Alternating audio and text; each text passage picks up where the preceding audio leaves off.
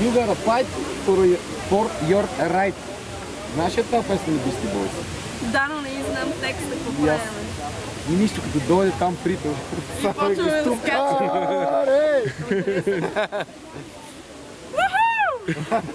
Намираме се пред Народния театър и сега с Луисчето ще пееме много известна песен на Beastie Boys. Ние не знаем текста. Не знаем текста, обаче ние импровизираме. Ние сме артисти и импровизираме през цялото време. Чакаме припева, защото всичко друго е много тежко. Той така си е набичил това, че трябва да крещя. Сеш ли се?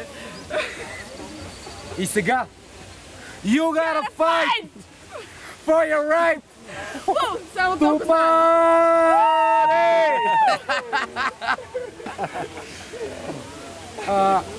Значи, ако имате такъв талант, като на Луиза, да се освободите пред Народния театър и да пеете с пълен глас. Може и да изтанцувате нещо. Аз мога да ви изтанцувам нещо. Може? Мога. Веднага. Сеш се? Е, така се танцува. Взимаме за клипа, брато. Не, аз мога и лекичко. Така, Луиза, току-що ни трещи с танц. Скандално поведение.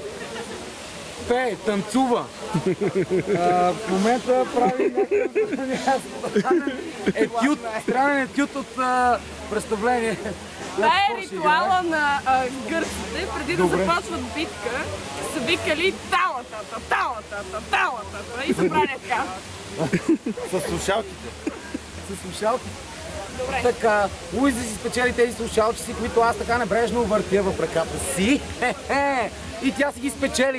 И сега Защото е много яка, не? Не, и на 3 Soul Hunter. Едно, две, три. Това беше... Аре, на три какво беше? На три какво беше? Да. Едно, две, три. Какво беше? Soul Hunters, бе, брато. Абе, Soul Hunters, бе.